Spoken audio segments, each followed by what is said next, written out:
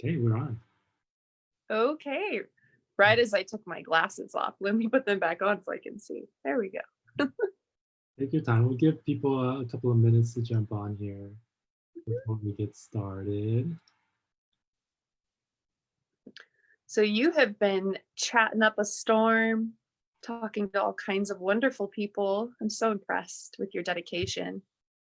Yeah, I'm really enjoying it. It is a bit of work, and I try to streamline it so that it can be efficient. As you kind of see from the correspondence and communication, it helps a lot.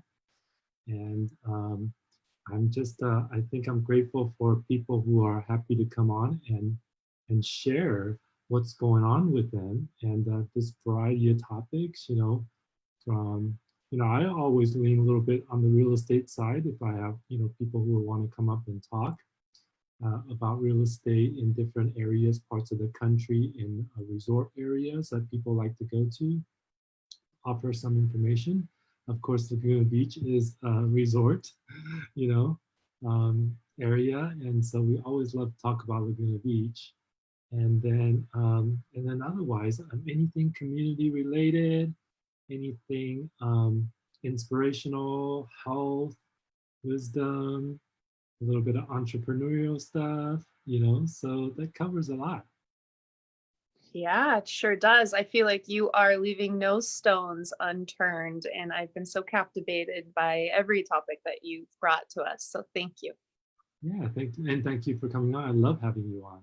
Um, I think it's been interesting learning as I go through this process of looking for people to come on, and I get interested in like, oh, what does this person do, and what are they trying to provide, and what kind of message do they have, and what's their story, and then I reach out to them. And with you, I knew a little bit about you already, so that was a little easier. But with some people, I don't have previous context with, so that's interesting. So all right, so I see a few people hopping on. Hi, Jen. Thank you for joining in. She's coming in from Australia, so that's great. Welcome, Jen. So we'll get started. I'll just do a quick intro for those who have not been on the show before. This is Live with Leo, so welcome to the show. We're based here in Orange County, California, and I like to bring on guests who have amazing inspirational message to share or things about the community that we live in. So welcome. Today I have a returning guest, Lauren Nelson. She lives here locally in Laguna Beach, and I'm going to let her tell everybody a little bit about what she does in her life, and then we can get into the actual topic. Go ahead, Lauren. Sounds great. Yes. Hello, everyone. I'm Lauren, and I am a local here in Laguna Beach. I've lived here now for 6 years. It just has flown by because, of course, time flies when you're having fun. And I feel like Laguna Beach is a wonderful place. So much you can do here. We've got really wonderful weather almost year round, except for the occasional downpouring of cats and dogs. And that'll be partly our topic today. But so interestingly enough, I was brought here with a marketing job, ended up quitting my marketing career and decided to settle.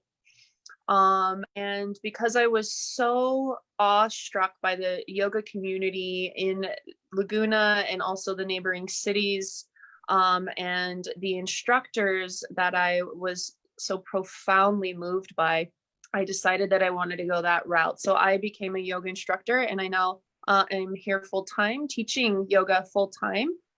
It's a lot of work, long days, lots of physical effort, lots of creativity, but those two things in combination are actually what keep me going. So my work is my passion, and I'm just so happy right now in life, and I couldn't ask for any better situation. I live here with my partner.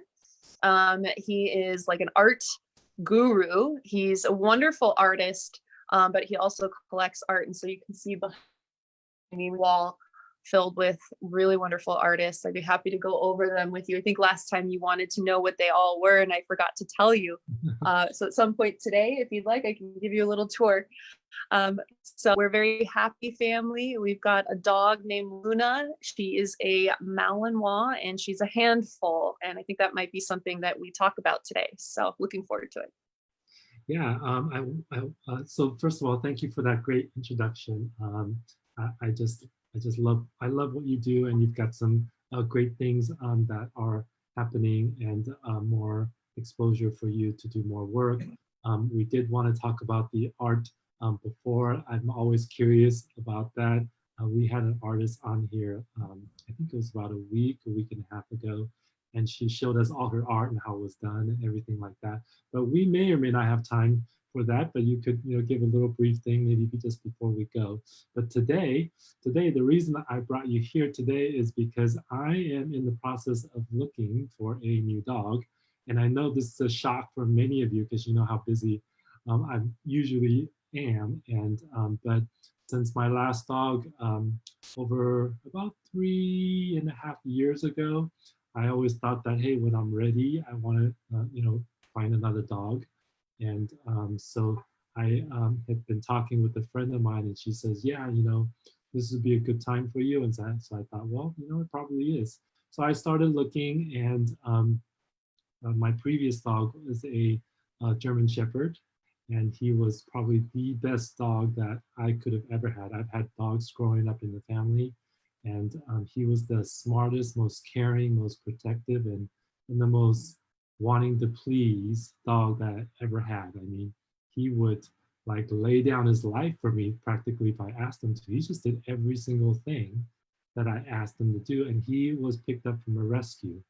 And so unfortunately, I don't have him now. And so I really miss that aspect of life of having an animal who is a companion, who also is a playmate, who also helps me with my exercise and activity and stuff like that. And so I started looking, and I always admired the Belgian malinois because of what everybody talks about with their energy, with their active lifestyle and everything like that. So for those of you who don't know, a Belgian Malinois is actually more used in police work and investigation work than anything else, just because they have almost like an unlimited amount of energy, as opposed to a German Shepherd who would tire out in an hour or two and may need a little rest before they can go on again. A Belgian Malinois actually have a lot more energy. And Lauren, you can attest to some of that and talk through some of that. But I want to give everybody a little bit of introduction to what we're talking about today, what kind of dogs we're talking about. And Lauren can give us some history and some story about how she came about now having Luna, which is her Belgian Malinois. So what can you add to that? Oh boy, can't I? Well, I was raised by a gentleman who was a veterinarian, and a vet in both senses of the word, vet in Vietnam and from Vietnam, and a veterinarian of animals. My dad raised me around a lot of different kinds of dogs. We had Akitas growing up, which you might be familiar with. A lot of people have them here in Laguna, oddly enough, because they're such fur. And those are very challenging dogs. We had a lot of mutts growing up. We had huskies. I'd say we'd had some of the most challenging breeds that you can come by. And still, to this day, nothing could have prepared me for the challenge that Luna would bring into our lives when we brought her home. And so I would like to preface anything I have to say today by first just expressing to everyone the importance of doing your research. And I know that, Leo, you certainly have, and you've already had a shepherd. Shepherds as a whole tend to have a lot of energy as puppies. And the Belgian Malinois breed has a lot of energy that seems to never end. So you reach 2, and supposedly most dogs start to calm down. Whereas with the Belgian Malinois, it's almost like they begin to speed up, and you could pull out your hair, because by that time you're really looking forward to some breath. You're looking forward to a little bit of a break from it all. But so I would say they're some of the best dogs that are around. I think all breeds are wonderful, but always do your research before you go out and get a malinois. Make sure that you have the tenacity that it takes to train a malinois. Luna came into our lives over a year and a half ago. We adopted her when she was 5 or 6 months old. We're not exactly sure. She's definitely a puppy, and we were looking for a puppy. We knew we wanted a malinois. One of my good friends who lives in this area, who's actually a trainer, a dog trainer, had received his first malinois. And of course, he was he'd already knew about the breed. He's also a vet, so he'd done some work amongst these dogs before, and he knew what kind of energy he was getting into. So I got to meet Harley well before we adopted Luna, and I saw what she was capable of, and I knew that we were going to have our hands full. But nonetheless, my partner and I are very active people. I'd say in our own right, we are athletes. We're the recreational athletes. I wouldn't even call us weekend warriors. We're everyday warriors. We're out on the trails. We're walking, hiking, running, sprinting. We just really love moving our bodies, doing yoga, whatever it might be. So we felt that a high energy breed would fit really well into our lives, because that dog would just be along for the ride on things that we were already doing, and we'd be able to tire her out. We wanted a female. So we actually got on Pet Finder, and petfinder.com is really nice because you are adopting. I really think adopting is just a wonderful way to, do a service, to give back to these animals that need homes. There's that element of training that comes in. You're usually not going to find a dog that's been really well trained. Sometimes you can, but when you adopt, you kind of just end up getting whatever you end up getting. So it is challenging in that way at first. Luna definitely was a wild animal when we adopted her. They had found her on the streets of LA. She was in an area that is notorious for dog fighting and notorious for using shepherd breeds as dog bait. And I think because of that, there may have been some abuse. She was really shy with men at first, would cower, didn't want to come close to them. We're still working through that, but she's a lot better. And we're lucky to have found her at such a young age, because you can do a lot with them when they're young. And so she's just really turned out to be a wonderful dog. Very high energy. Yeah. So I'm curious.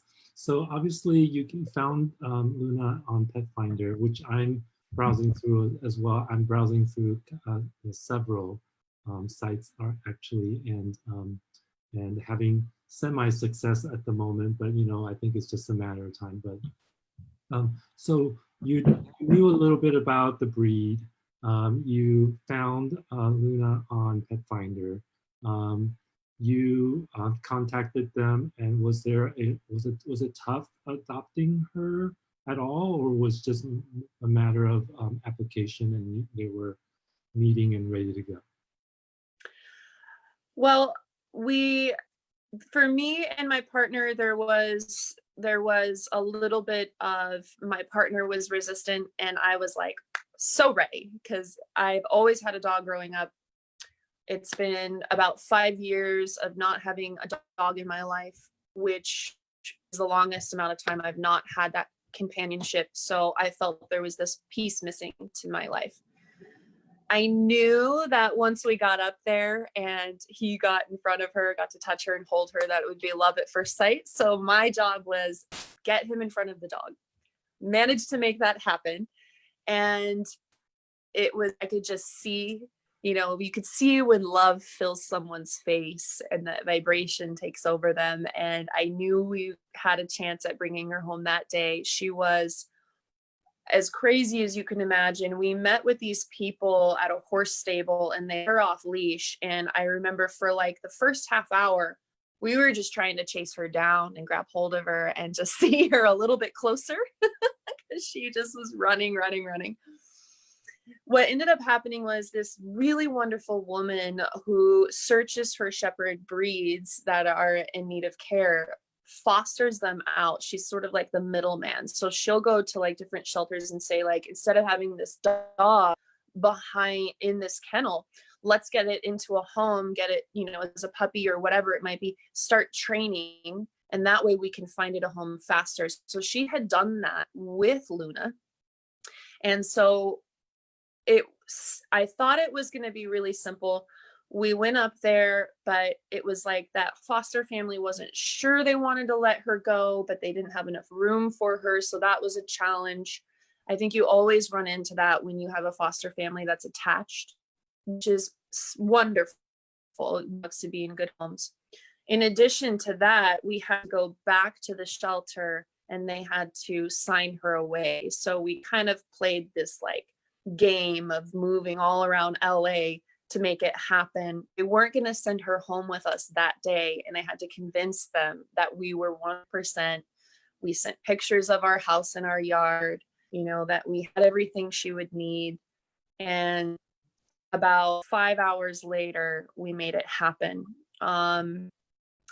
It was a little bit challenging in the way of getting them to release her. I think that they saw us, normally they don't charge you this much. We did end up having to pay a high price for Luna, but I think that they knew we wanted her so much that they could raise that price.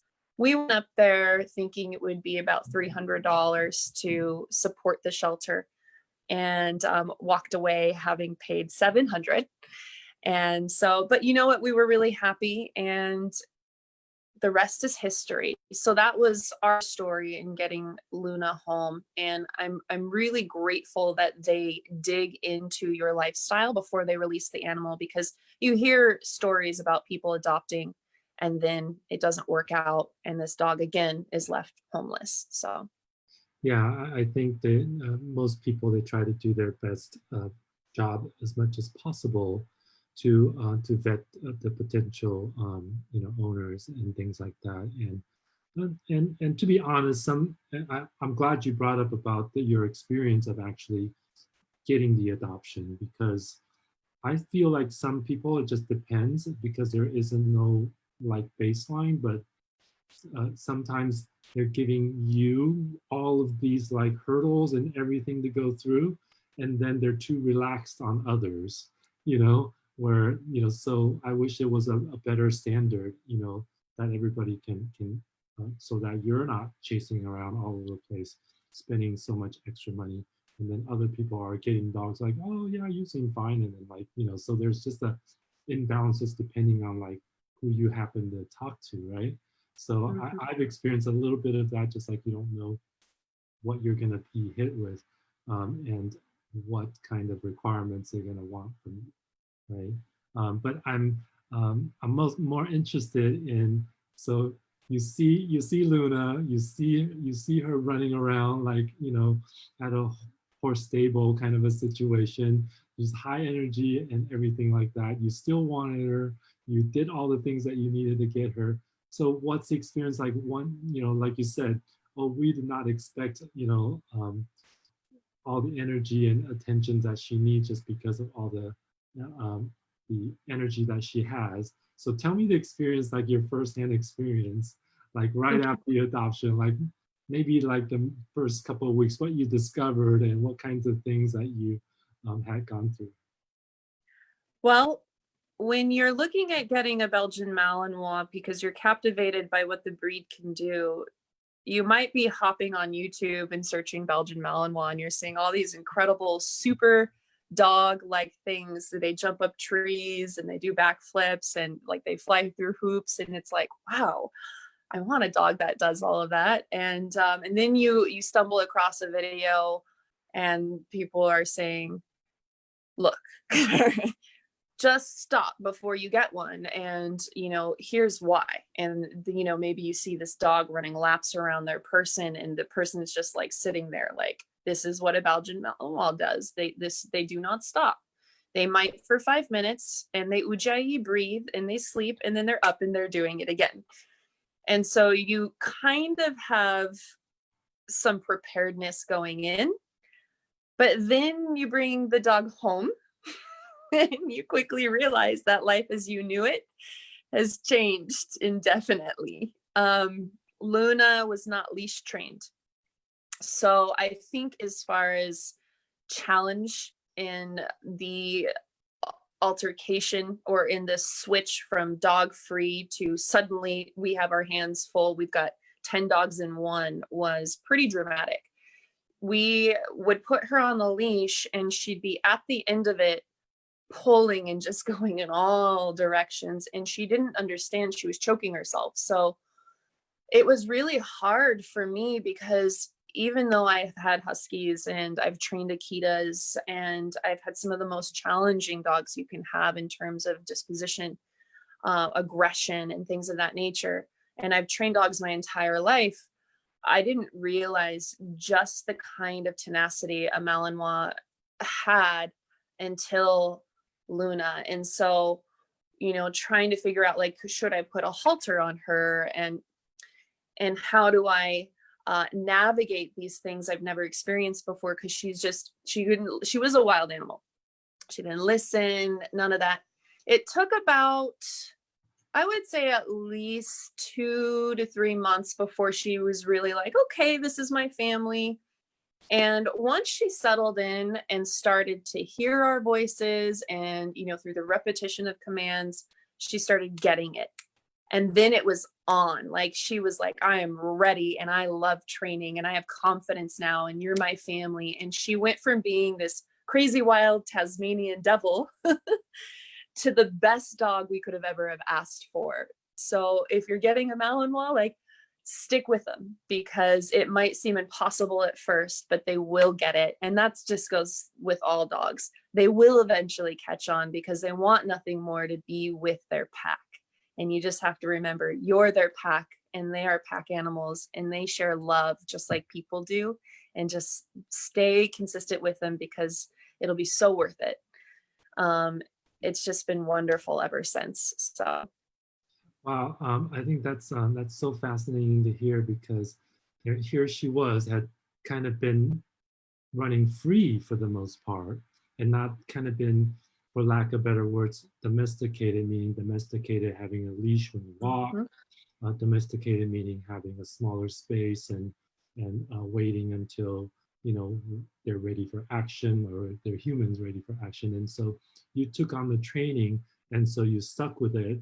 And then when her brain switched and you're like, oh, I don't have to think about what I'm going to do, what I want to do anymore. I just follow what the human's telling me to do. And now I have directions. And that's when it kind of, the switch kind of, kicked on. And so that's when you saw the difference, right? Yes. And the truth is, the Malinois, the Belgian Malinois breed, is a very dominant breed. So some dogs that you get will be less dominant and they fall right into that follow mode. They want to watch what you're doing. They want to learn from you. Belgian Malinois have so much confidence, which plays in their favor if you know how to work with them, but it is vastly different from other breeds. And so you kind of have to learn how to be the dominant one. And for me, being like that airy-fairy yoga instructor who just wants to go with the flow, I was like, wait, I have to tell her no, or, I have to give her dog language and say, I'm the boss. And that was hard for me. I learned to step into a role of authority with her. And the second I did it, there was a switch. She went from being crazy and, if I'm going to chase that squirrel, you're coming with me kind of mindset, to suddenly like, oh, wait, now I look to mom. Maybe I don't go chase after the squirrel. What's mom doing? And checking and getting that visual, or even just the turn of an ear to listen to what I might be saying. So you look for these real subtle expressions that they're providing. And if they have all their attention everywhere else, then you have a lot of work to do. Yeah, I think as guys, we have a little bit better time with making sure that that they're taking directions. And I think also our deeper voice, and sometimes are a little bit more, not aggressive, but a little bit more firm way of directing a pet, a dog, or something like that. They take a sense that, and I think a lot of people can relate this. I've talked to a lot of people who are couples, they're married and they have dogs, and with the woman of the family, they're like, well, they just do whatever they want. They don't listen. But then with the male of the family, you're like, okay, well, you know, when they say something, like they mean it, that kind of thing. So there's always that little, it's always interesting to me, the dynamics, of all that. So, but it sounds like, that she, was taking to you too, like you turn the corner to make sure that that, hey, that she knows that you also mean business, as well. So that's really great.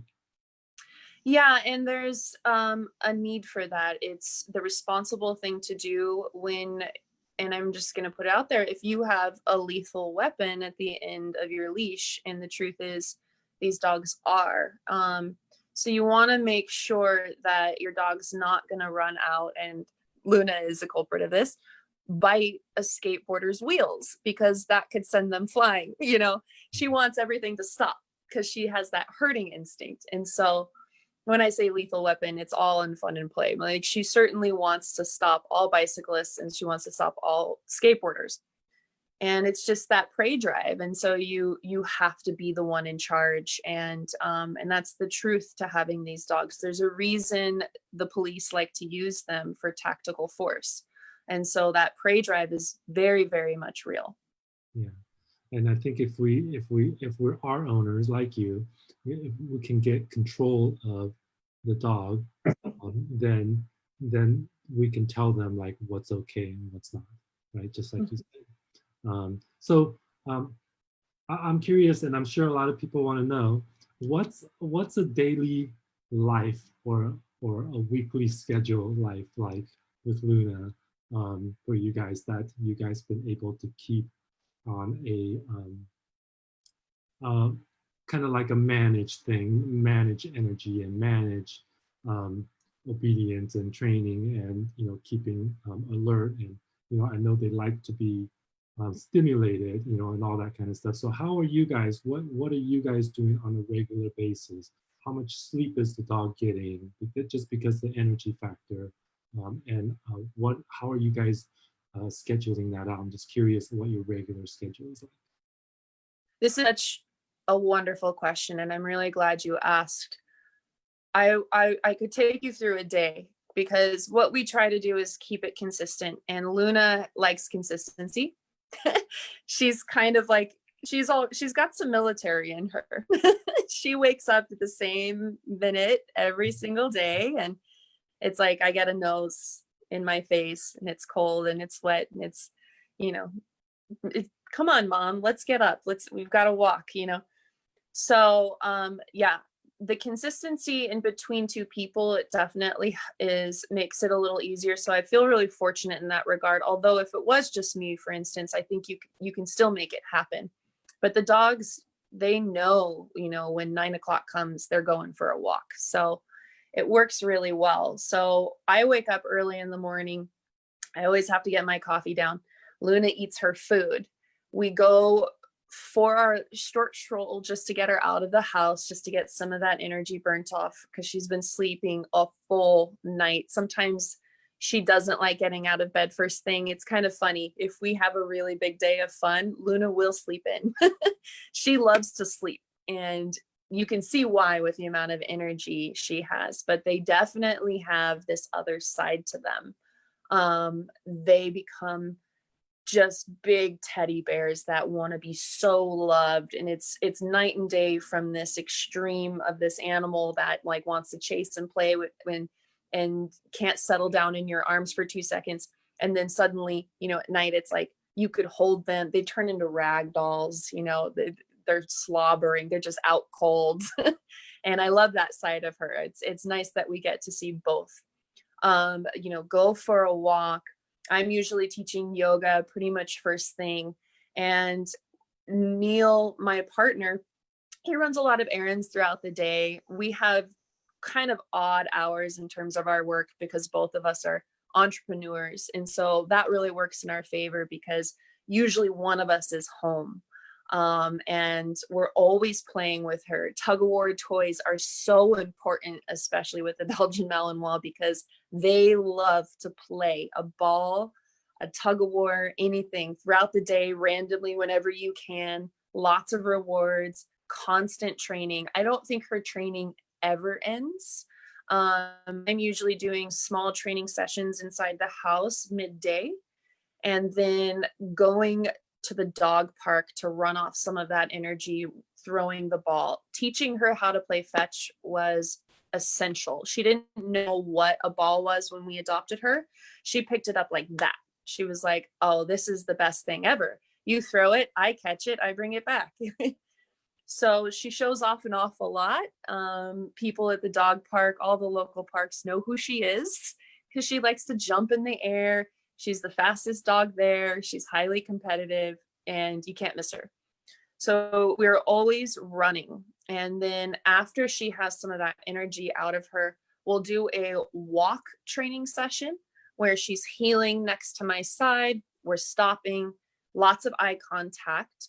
The more you can get your dog to look at you, the better, the more they're going to continue to look at you. So one of the interesting things that I've learned, especially Luna, is that dogs, they learn through repetition, just like people. But sometimes, depending upon the dog, it could be 10 times and they have it, right? So maybe it's sit. Sometimes it's 100 times. And so you just have to have the consistency. So always remember, it learns through repetition. If you can just keep trying to get them to do something, eventually they'll get it down. And it might take a while, but eventually they'll get it down. So you stick with them. And so the walking and the healing has been really fun. We'll always do a session like that each day. I tend to walk her for exercise, so it plays in my favor. Having a Malinois, you will always be in good shape. Your cardio will go way up. So we walk these hills. Sometimes we'll do 8 miles, you know, if I have the time. That's a couple hours. And I try to fit it in where I can between classes. My partner is more of the night owl. And so he tends to take her on in the evenings. We have this kind of like shuffle shift. And he always takes her for a walk before she goes to bed. So she gets a good 3 to 4 walks a day and some runs in between. And that is me being 100% transparent. I wouldn't exaggerate that.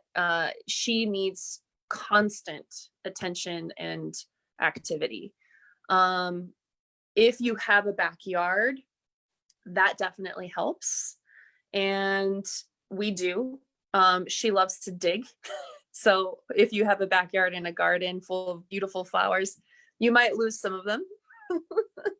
And then they are companion dogs. They actually do really well with another dog. If you think about, you know, the fact that they're pack animals, if you're going away for work for a good portion of the day, I wouldn't recommend a Malinois, or if you do have a Malinois, to get another dog that they can be with, because they really do have separation anxiety just inherently, like most dogs do. They're not meant to be alone for hours on end. Well, there's so much information in there. There is so much I want to ask you, but so just so so it sounds like Luna gets good 3 or 4 walks a day, some longer, some shorter. So total time every day, each day, it's at least, if you average it out, it's at least like 2 hours a day or something like that. Would that sound about right? I would push it more into the 3 range if I only have, and there are days where I'm jam-packed session after session after session of yoga. For those days, the dog park is my savior, because I know that I can get her there for a half an hour and just, I call it the good old 2-ball switch off. I throw the ball, she runs that way. She comes running back. I throw another ball that way. She keeps going, and it's just pew, pew, pew, until she's zapped. And then we go home, and she's at least good for a little while. So now you take her to the dog park. How is she with other dogs? Like, just because they're so energetic, they so wanted to play, and they can go for much longer than most of the dogs. So how's that been? Like all dogs, even within a breed category, they all have just kind of different personalities. Luna is, and most Malinois are, we call them mals, by the way, or maligators, because they have big alligator teeth. There's a lot of pride in having a mal. A maligator can be highly aggressive, just like some dogs of other breeds can be. You can get an Akita that is extremely aggressive, but you can also get an Akita that is just perfectly content. And Luna is pretty content. She's so ball obsessed at the dog park that is like her one objective. I just want to play. She might occasionally drop her ball to go say hi to somebody new who's entered into the park. She likes to keep tabs on everything happening, but the ball is her objective. Harley, Luna's good friend who lives down the street, who is also a Malinois, she is a runt and she's real beautiful. She's a bit smaller than most female Malinois. I think she's coming in at like 50 pounds. Luna's a bit larger. She's into like the 67-pound range. But Harley has a little bit of that short dog syndrome. She doesn't like other dogs. She will go after them, kind of. You don't really know when it's going to happen. She just does it. But she also is very ball obsessed. So you can keep them busy with the ball. You're pretty much fine. Great. And it's not hard to keep them busy with the ball. Yeah. Well, you know, they like, I think like you covered it very well. That not only the physical release, you know, and getting exercise, but also they're so smart. And they are also very emotional. So they need emotional support and intelligence support with games and like the training that you're doing, because then now they can exercise, you know, that intelligence that they have, you know. So so I think you've kind of covered all bases on those, which is, you know, really great.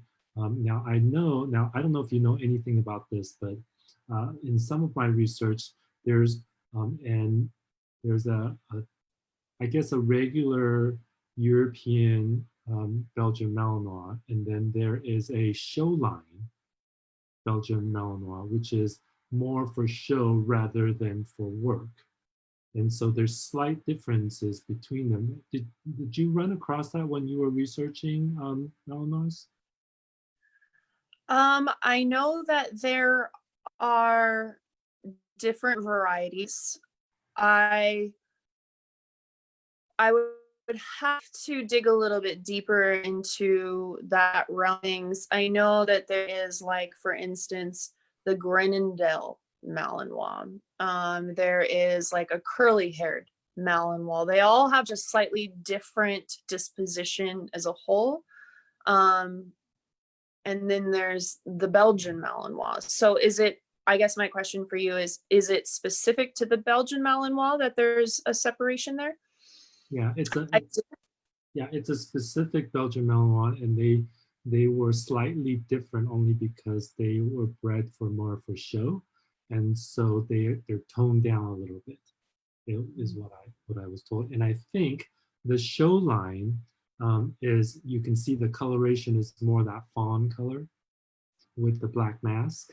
I think I'm not 100% sure, but I think the show line tend to have that color. And then the classic Belgian Malinois is the darker color, which yours is black. And I think they have the black with like it's like they're wearing a little white tie or something. You know. That's why I named her Luna, because she has the crescent moon on her chest. Yeah. And I hadn't seen another one like Luna until recently when I saw a picture of another one. I think I showed it to you. But those are not as typical. I think the typical is more of the brown brindle type a lot of times. So yeah. Harley is that more like show dog look. She has the most striking features, you know, the black mask, the black ears, muzzle, a little bit of like, you know, granny chin, little white here, you know, a little white on the chest, black tail, black socks. She is an eye catcher. I mean, she enters into the dog park and it's amazing. People are just like, you know, is that part wolf? They can't quite put their finger on it. Is that a fox mix? You know, because she just is so striking and she's so fast and sure-footed. And the way they catch air is unlike anything you see. They just project themselves like Superman. But she still has the energy Luna has. So I don't see much of a difference there, but I would like to have the show version. I don't, for sure. Well, like I said, I'm not 100% sure. I thought maybe you might have come across it before, just because I know you have had a bit of experience by now with, where I haven't directly with Mouse, but I have with German Shepherds a little bit more, and there's a lot more varieties of German Shepherds, you know, as well. But so I was just curious because, like, well, if that's the case and a little bit toned down more for show rather than for more specifically work, that's something that I would, you know, look out for. I did come across some Mal and Shepherd mix. They were half and half, and they look like Mals. Because if you didn't know any different, you thought they were Mals with maybe slightly longer hair, not by much, but slightly longer. But unfortunately, they were very beautiful. Unfortunately, they were adopted last week. There was like 6 puppies, and the puppies looked like they were probably maybe 5-6 weeks old, or maybe a little more. And the other one was an adult, like more like a 1.5-year-old. And so they were both beautiful, but I would have probably jumped for those because they're probably I couldn't decide between going for Mal or German Shepherd again. And if they were the mix, I would like, oh, that would be, you know, a great mix, you know. So I'm not definitely not tied to having pure breed, you know, of anything. I just want the right dog, you know. That's really wonderful. Yeah. And so when we got Luna, there was a little bit of question as to the mix that she might have. And we're still not 100% sure what else is in there, but we've come to just, you know, decide that it's a mystery that we're okay with. And I know that you can get the genetic test. You do have to do your research when you decide to do the testing. If you do, we're happy with Luna just the way she is. We don't that curiosity has died in us. We know she is part malinois almost completely, but there's that black fur. She has a little bit of, I've noticed her nose just is a bit more stout than the purebred. Tends to have a little bit of a smaller snout. And maybe it's because the snout is black that it appears that way, but it does seem like they point a little bit more towards the end, a smaller snout. One thing that I'd like to just bring up, and I know that I told you I had something slightly controversial that I wanted to talk to you about today. Yeah, I'm all ears. So you know me as a yoga instructor. You also know me as someone who's been raised around animals and dogs and has done a lot of training. I think because my training with dogs has been pretty easy in the past, I'd never given this a lot of thought. And since having Luna, I've also undergone a lot of spiritual work, a lot of soul realization. And so I've butted up against some really challenging questions. And because Luna has turned out to need a lot more, has brought a lot more authority of me out into the world, it's caused me to wonder, you know, is this the right dog for me? Am I the person who can, you know, get that tone and really own it? More than that, though, you know, reeling her in, especially as she's 2 years old, we see a little bit more aggression, which is pretty typical as they get older.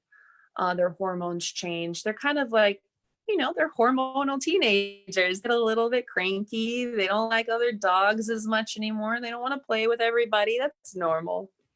But we've run into challenges, you know, with the skateboarders and with people on bikes and all of that, which has left me um, with some deep questions as to, and I kind of go in and out of this philosophy. You know, she is very much a sentient being. She is very independent. She speaks with her eyes. I know when she wants the air conditioning on, she taps my right shoulder in the car. The windows are rolled up, she taps my left shoulder. She's asking me to roll the window down. Very intelligent. And so in my deep meditations, I've come across this question of, am I this person any longer who wants to control another creature? Am I, and I think that there's a lot of beauty in rescuing, and there's so many dogs that need adopting. But I honestly think after Luna, she will be my last dog. And it hurts my heart because my whole identity and my whole life is having these animals as companions, and even cats and different kinds of animals. We adopted everything growing up. People would leave stuff on the veterinarian doorstep and my dad would just bring them in. And so I've always had a big heart for all creatures that need a home.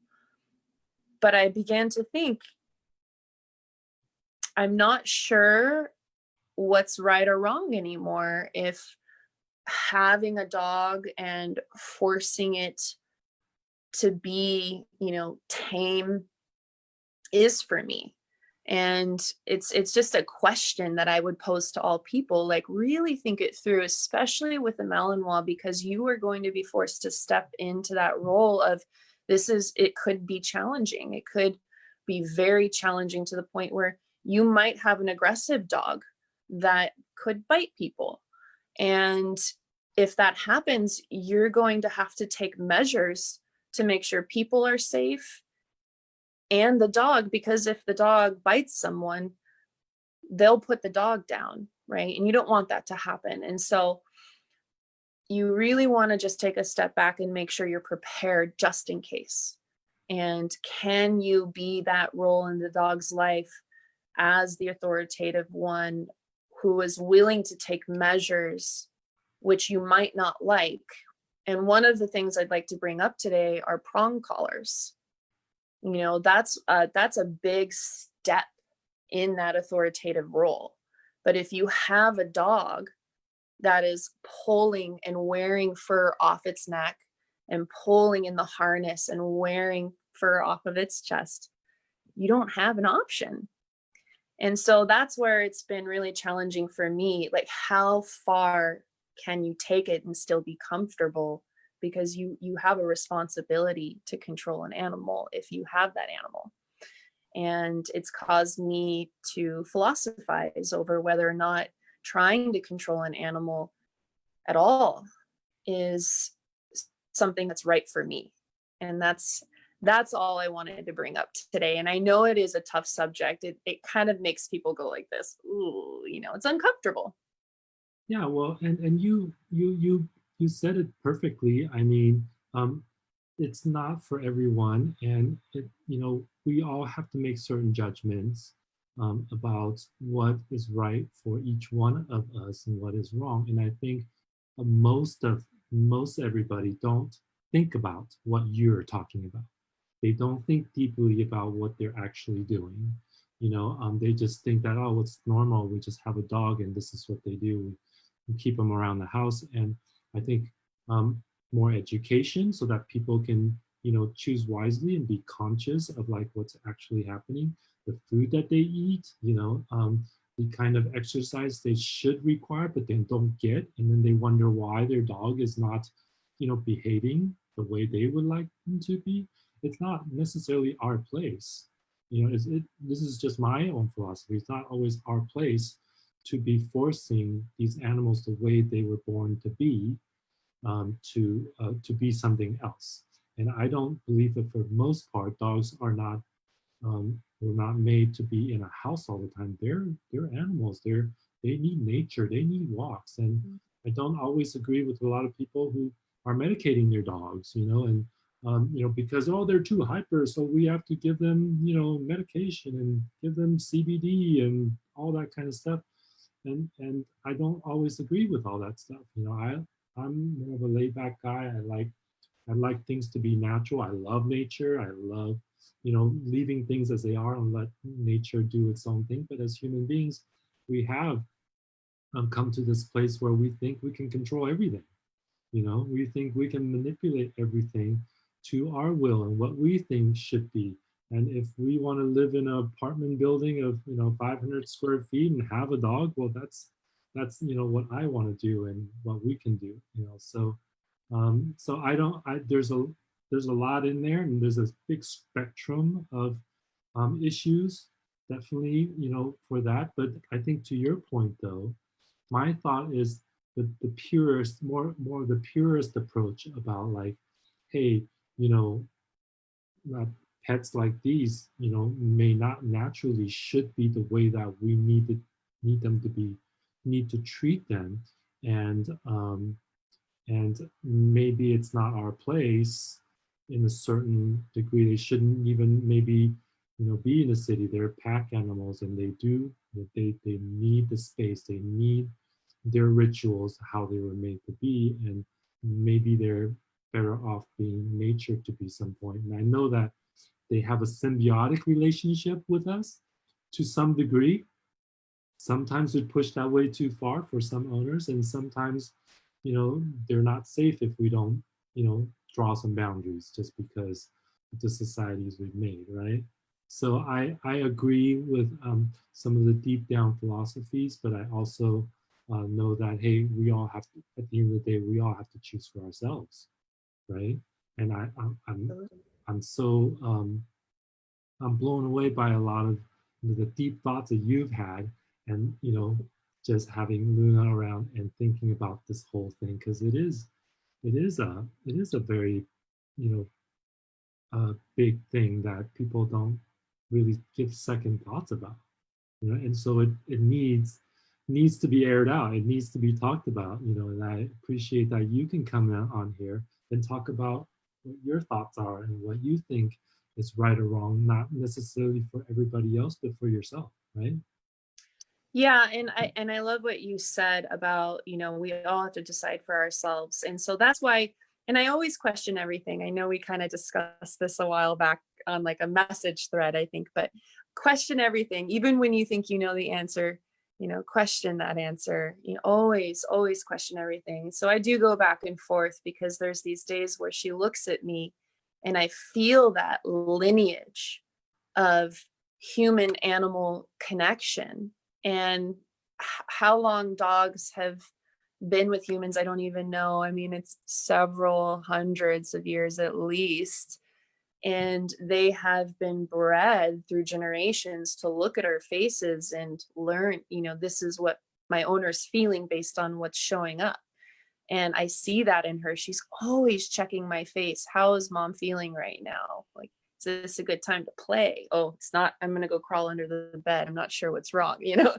So she really senses on me, you know, what's going on, not even so much through my words, but just my body language. They're extremely sensitive. And so there's that beautiful aspect of it too. The thing is, we really take having her very, very seriously. And if anybody is interested in this breed, I'll hope that you will also take it very seriously. And it sounds like you yourself are. My biggest fear is like now this breed is kind of becoming more and more popular, and people are seeing how beautiful they are, aesthetically speaking. But if you like your house the way it looks and you just want a normal dog, don't get a malinois, because your dog might be beautiful, but it will tear stuff up if you don't have the time to train it. Yeah. So Luna has prompted us to start looking for properties outside of Laguna, and we want to be on some acreage. I've been donating some of my time, volunteering my time at a local farm in Rainbow, California. And that's just inland of Oceanside, really wonderful family. And she goes and she runs around this property, and by the end of the day, she's as happy as can be. And we've decided that's what we could do for her to make her happy. And she is very much a part of our family. I like the homestead idea anyway. And so that's kind of our 5-year plan. We're looking into the future. Hopefully we can make it happen much sooner. Yeah, no, that's amazing. I thank you so much for sharing that part of you. I know it's deeply personal, and I think your thoughts and what you guys want for Luna, and of course for yourselves as well. I think that's a Mhm. great thing to have. I think we all would like a little more space. Yeah. So, if you have property, malinois are really good. They were originally bred as herding dogs. So if you've ever had a herding dog, you kind of know what you're getting into. They love to run and chase. You can make it happen. We've made it happen and it's totally fine. But yes, we do think the more space, the merrier and the happier the mal is. Yeah, and you brought up a good point. They're just not suitable to be somebody's pets. They were never bred to be that way. They were working dogs. They work and work and work and work and work, and they need that. They need that work because that's what they were bred for. And so that's why we over the many years we don't see many of them. And I hadn't even heard of the dog breed until a couple of years ago.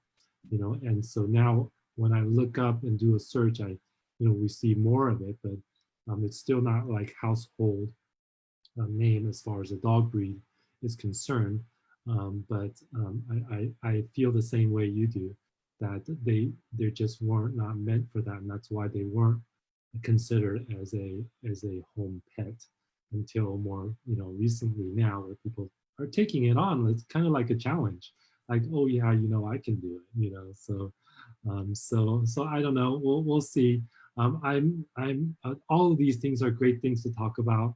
Mhm. I'm very well aware of so many things that I looked at and watched in videos, and I've seen dogs out and about, Malinois who other owners. I always stop. I always talk to them. I always ask them about their experience. I always ask them about the different things that uh, similar to what we're talking about, but maybe not as in depth, as just a 5-10 minute conversation about their Malinois. And so I get conflicted sometimes too, like, you know, can I, get into something like this? I mean, there's ranges of temperaments in the breed as well. And so I always ask, like, hey, let me just find something in the lower temperament because I do live in a city, and let's see if something like that would come up, if that would be more suitable than the full bred of like the how they were um, originally being, because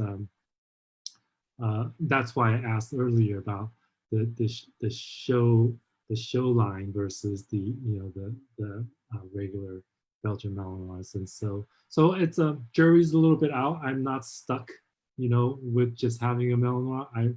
I kind of let things come to me and see if see if something works and or not. And so I'm taking my time to allow uh, whichever dog I end up getting to to show up, and then to show me that, hey, this is a right fit for them. So we'll see. But I know it's a really big commitment, and so I'm not going to force anything. I'm not going to just get out and get the first thing I see. And so we'll see what happens. And I really appreciate your experience and your thoughts about everything. It really brings a lot of things to light as well, for not just me, for everybody out there. Yeah, I'm really excited for you. And I know the hook. I remember when I decided to start looking for Mal's, how passionate I had become so quickly that this was the dog that I wanted to get. And I think if I'd known at that time the shift that it would require, I probably wouldn't have. But I'm secretly grateful that I didn't know because I wouldn't take it back. And all I can say is she's been only a positive in our lives, like all lessons, there's always that silver lining. And she has brought to the surface a lot of things that I needed to look at much closer. She's the most incredible dog of my life. She's the most challenging dog of my life. And they go hand in hand, oddly enough. She is both the yin and the yang. And you just so admire that. I mean, there's so much in this package, you know, and so you can't help but admire it, but also know that you can't control everything, and then you can only work with what you can on a daily basis, and then go from there and live a life with her, right? And the one thing I can say as well is if you're looking for a strong knit community, the Malinois community is very strong. And like you say, when you find people walking around with their dogs, they openly talk about their dog because there's a lot of pride there. And it's kind of like people who ride motorcycles. They all wave at each other. The motorcycle club. There's a Malinois club and it is just as strong. So you'll automatically enter into that community. You'll automatically find Mal meetups. And those people have so much love of their animals. You'll always find people who are willing to help you train, and someone will always be there to watch your dog if you need it. That is for sure.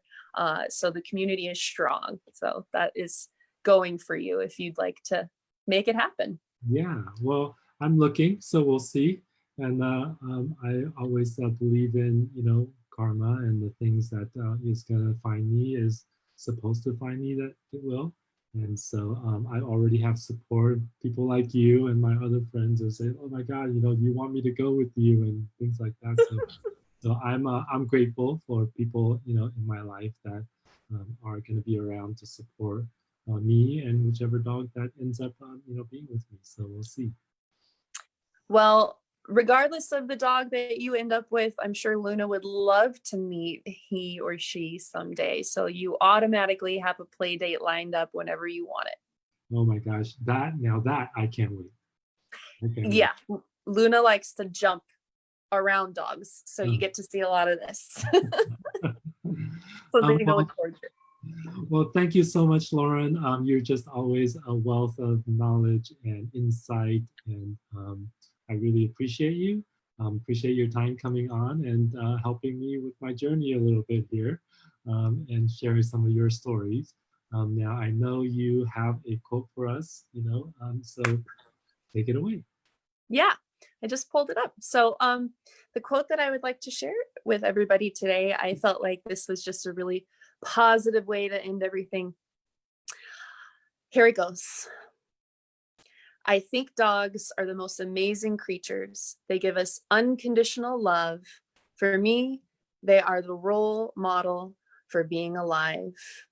Gilda Radner. Wow, and a famous name to boot. Mm-hmm. Well, thank you, Lauren. Thank you again. I appreciate you. You are a role model, in my opinion, for all the thoughtfulness and all the heart you put into everything that you do. So I appreciate you and your friendship. And for all you guys out there, hope you learned a lot. Look up the dog breed if you've never heard of it before, and just check them out. They are just a fascinating breed of dogs to learn about. And if you see one on the street, you know, it's your lucky day, you know, because there's not that many of them out there, and they will always show you something you never known before. So have a great day, and I will thank you for all for joining in and watching this on replay. And I will see you guys again tomorrow with another guest. So have a good night, everybody. Thank you. So appreciate you, Leo. Thank you, Lauren.